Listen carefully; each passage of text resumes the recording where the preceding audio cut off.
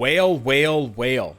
The update has arrived, and I have some mixed feelings, some mixed opinions about my first impressions on this update.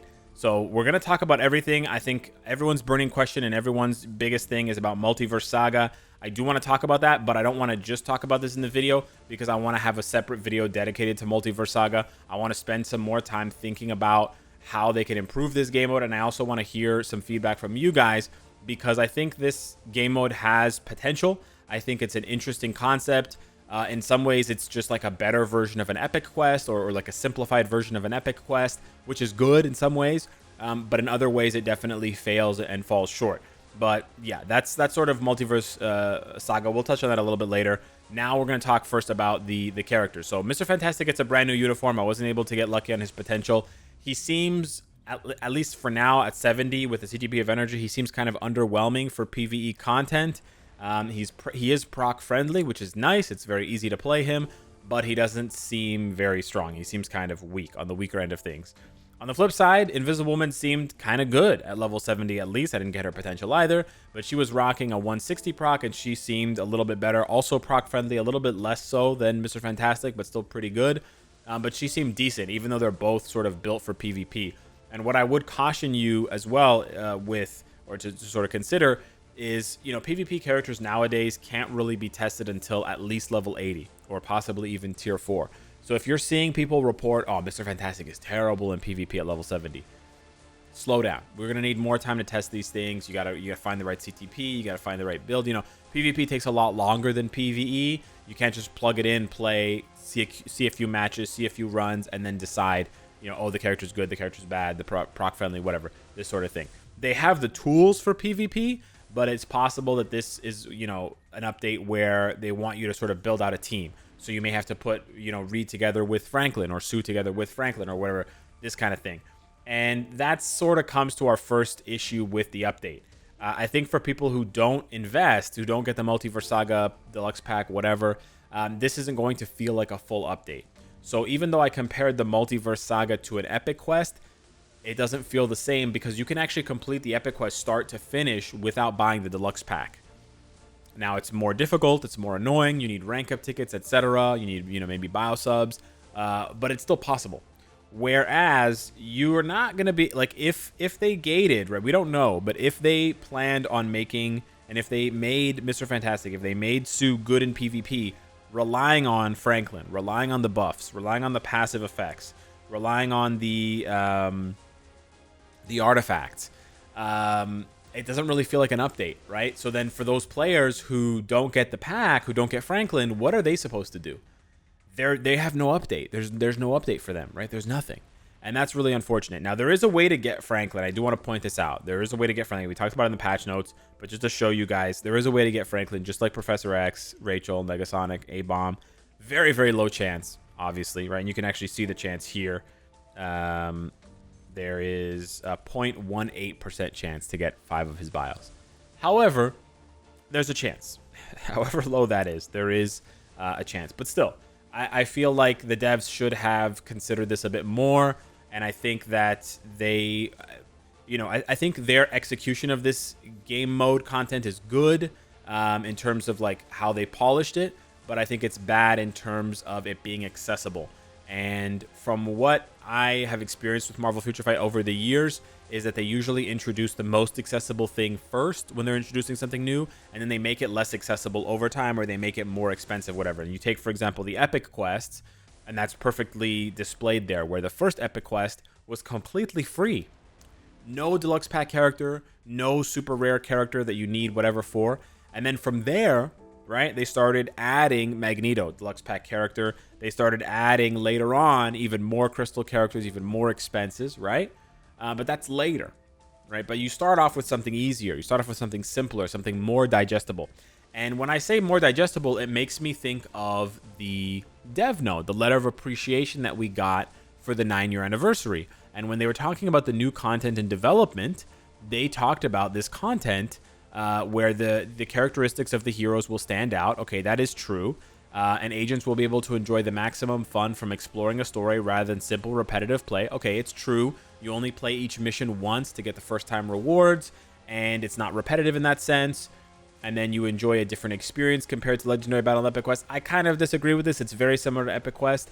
And then this new growth content, which is the emblems, where they talk about the focus is on the fun of collecting and the growth elements being designed to be uncomplicated. This is what I have an issue with. This is not true. The focus on being on the fun of collecting. Okay, so let's take a look at the Multiverse Saga. How do you get emblems? This is the big question. You get emblems by completing all of the chapters. So it's going to take you 7 days to unlock them if you wait for free to get to the boss, the Doom boss. And then there's 2 Doom bosses. There's the regular Doom boss and there's the hidden Doom boss, the pink one, if you buy the Franklin pack. So here's the regular Doom boss. He comes in 5 flavors of difficulty. The fight is exactly the same, whether you're doing difficulty 1 or difficulty 5.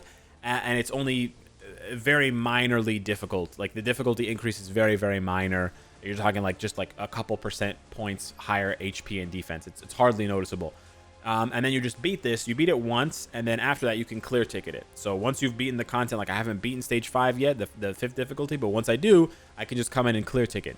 So the only way to get emblems, if you're collecting for fun, is to clear ticket this mission 5 times a day, and then if you buy the Franklin pack, you have the $30.99 version, and you clear ticket that 5 times a day. That's it.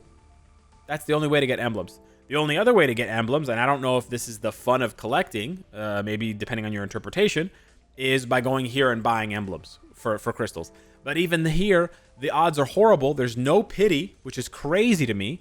And then you're only guaranteed a rare emblem, but you still have heroic, legendary, and mythic emblems. That's terrible, right? That's really, really bad. So, it's nice that you can't get duplicate emblems. It's nice that they're converted into data that you can use to level up emblems.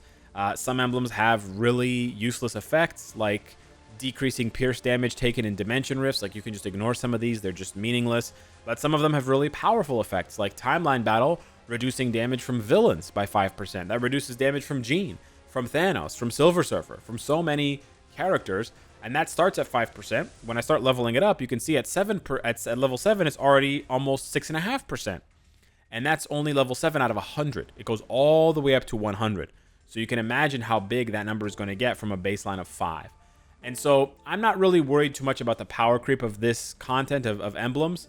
I'm more worried about it not being the fun of collecting. This does not ring to me as fun.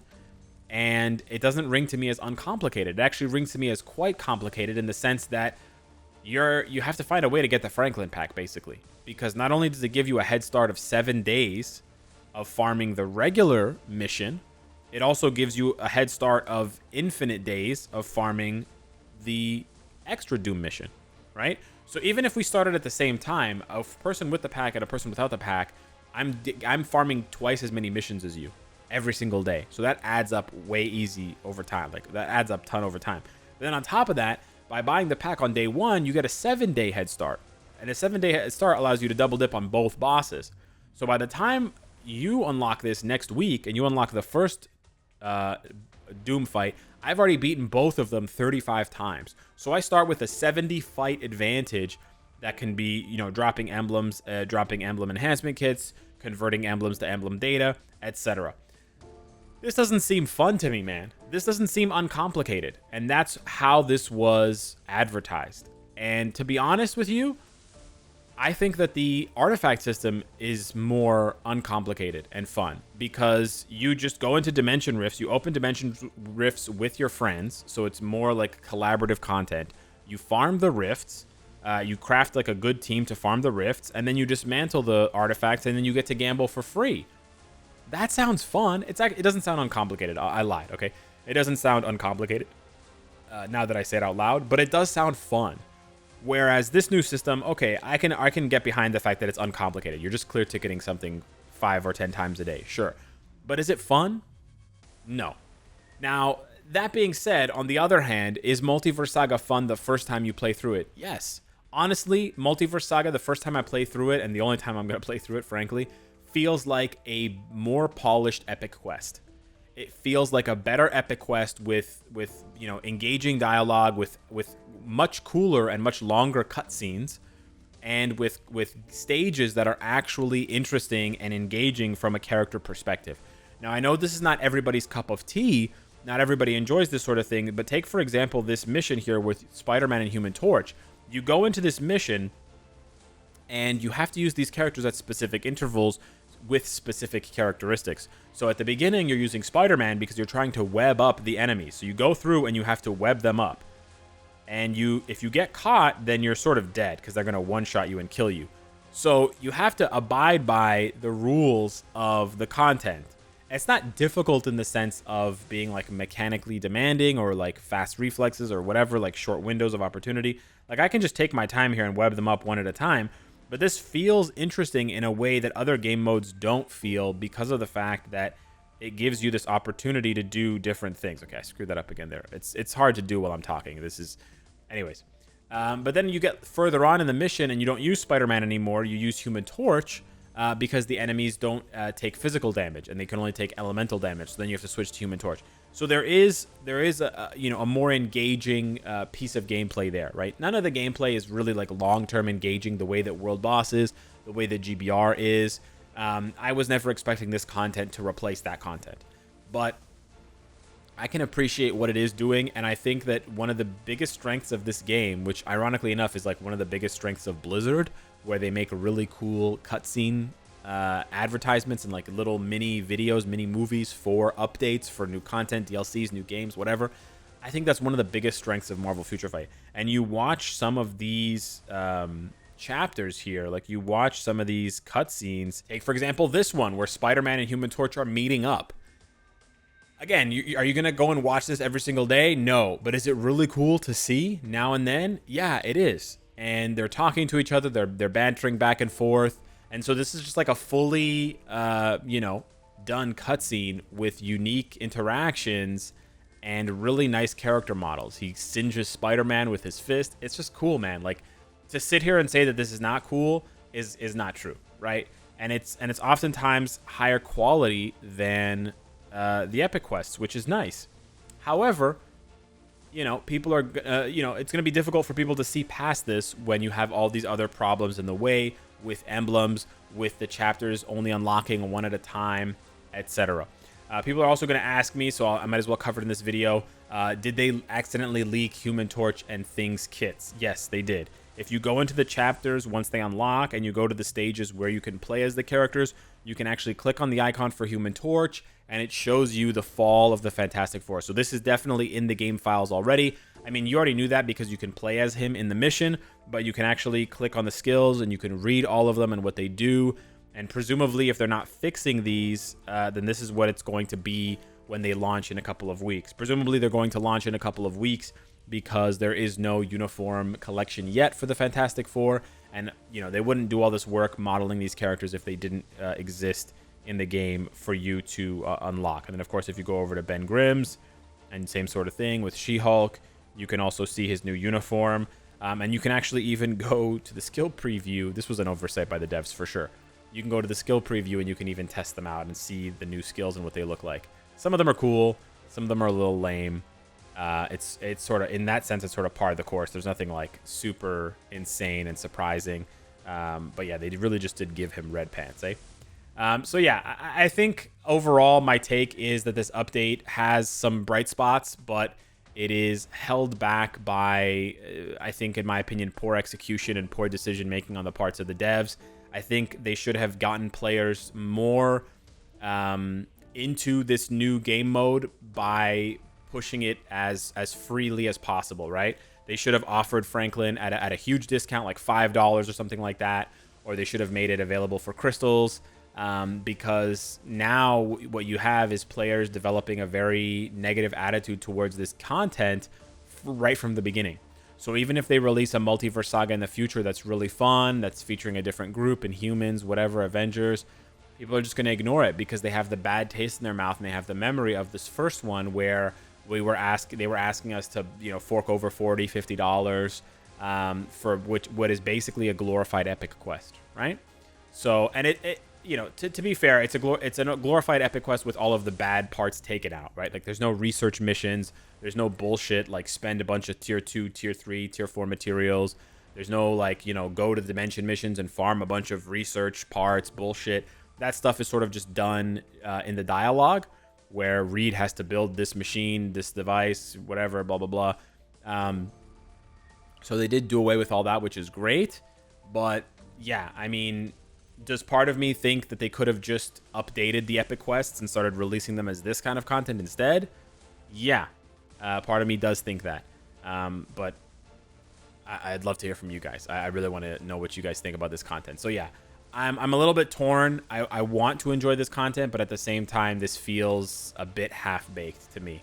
So I highly encourage the devs. I strongly encourage them to reconsider the price of Franklin and the pack. And I also encourage them to reconsider the current configuration of emblems. There should be a pity on the emblem chest for starters, with a selector at the end or something like that. And then there should be other ways to farm emblems, either in other game modes now or down the pipeline in other game modes. You know, they can always release a statement saying, guys, we know that emblems are difficult to obtain now. We're going to ease that burden as things go along. We're going to add emblem farming to GBR, to other game modes, whatever. Because currently it's just like, yeah, you're going to get a few emblems from the grinding, and then everything else is gambling. And that's just pretty cringe. I don't know. I'm not a big fan of that. So, yeah. Hit me up in the comments down below. Oh, also, really quickly, I want to cover this. There's a new subscription where you get a tier 4, this one here, after 57 days. This is hot trash. They way overpriced this shit. You have to buy it 3 times because it's a 21-day timer, and you have to buy it up to 50 days to get the tier 4. That's awful. So you have to buy this shit 3 times, which puts it at $165 for me, or whatever the hell it is. It's insane. It's insane. It's way overpriced. This needs to be like half the cost. If the price was slashed in half, this would be a good deal. Right now, it's a massive skip. Anyways, the only good stuff is the first purchase celebration uniform pack, and maybe the Valeria Richards upgrade pack if you're into that kind of thing. So yeah, kind of a bad update. Yeah, I honestly, I can't give this update more than like a 5 out of 10. I think it's a 5 out of 10. I really want to give it more than a 5 out of 10 because I think, you know, the character animations look good. I think the character models look really good. I think the story, the people who worked on the story and the modeling for those cutscenes, they did a really good job. And I hate to sort of trash the update that their work is included in. I think from an aesthetic and like visual standpoint of view, this is like an 8 out of 10 update. But then it fails on the execution for, you know, team synergy. It fails on the execution for individual character value because some of these characters have no value individually. So it's like all or nothing. You build them all or you build none of them, which is also like makes it, you know, kind of a 1 out of 10, 2 out of 10 kind of thing for characters. And then the content is it's a fight against Doom. It's a cute fight against Doom that you're just gonna clear a ticket after that. So yeah, not really much zero long-term content, right? The long-term content is just hoping you get the emblems you want, grinding the emblems, grinding the emblems. That's the only content here. And if that's not for you, then there's no content in this update for you. So that's kind of bad. Anyways, hit me up in the comments down below. Let me know what you think. Thank you so much for watching. Smash the like button if you enjoyed the content. More to come, and I'll see you in the next one. Take care.